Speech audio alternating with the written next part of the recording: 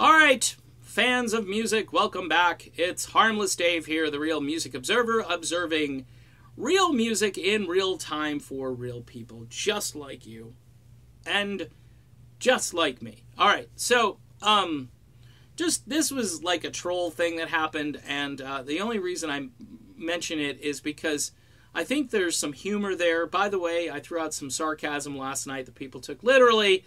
And then they were hoping, oh, I hope he's right. I hope he's not going to do any more videos. Okay, I got 20,000 subscribers. And this is kind of what I do. So I'm going to keep doing the videos. I know everybody wants me to stop, or there's a bunch of people that want me to stop.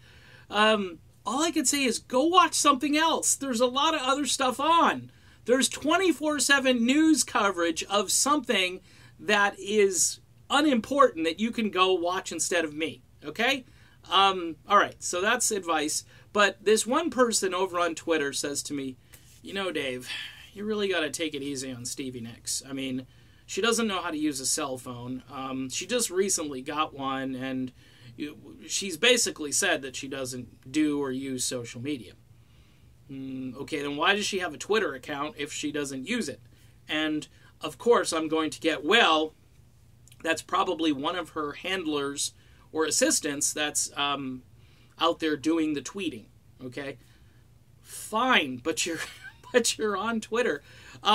Could you get a microphone and do that, like, you know, that voice software recognition thing? Have an assistant, get you a mic, you speak into the mic, say, I am so sorry about what happened to Lindsey Buckingham, and then give a heartfelt statement. And then that can automatically be transcribed. It can go onto Instagram or Twitter or Facebook or wherever else you want to send it. If you want to upload a video like this to YouTube, you could certainly do that.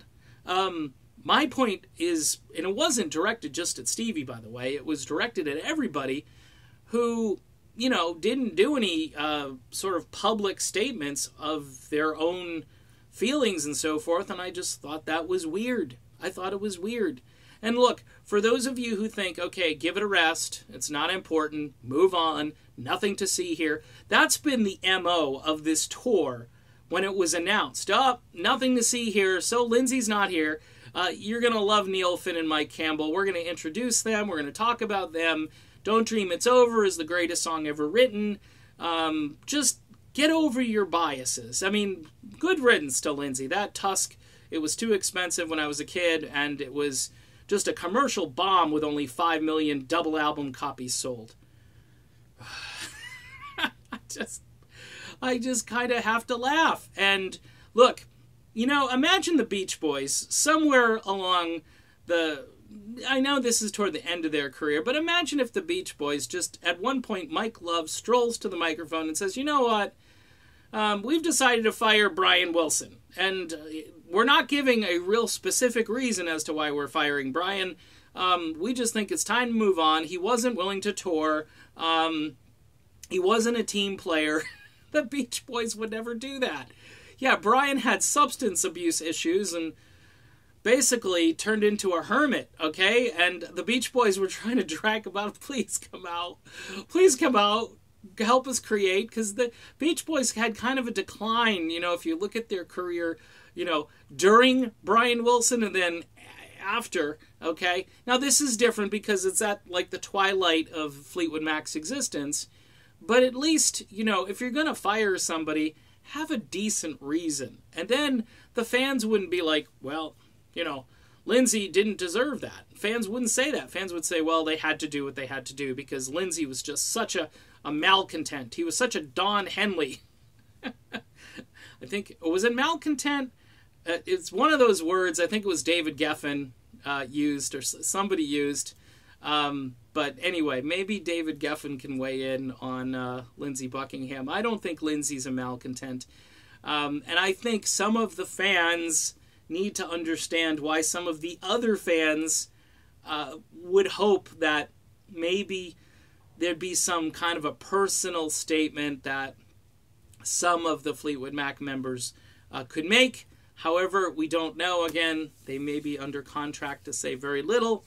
We did have Neil Finn say quite a bit the other night in Austin, and apparently Mick Fleetwood did as well.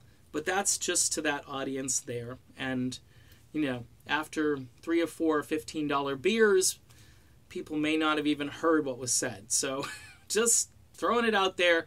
I'm hopeful that, you know, as time goes on, somehow these wounds will heal. And the real wounds that Lindsay has, and then the emotional stuff between him and this group, which I think they realize now, the cosmos has spoken. They made a big mistake by getting rid of him. They just did.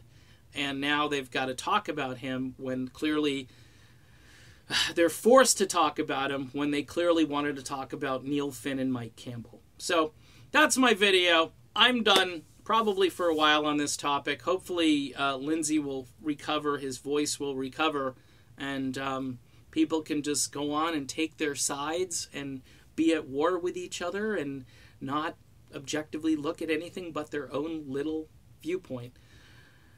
Done. See you soon.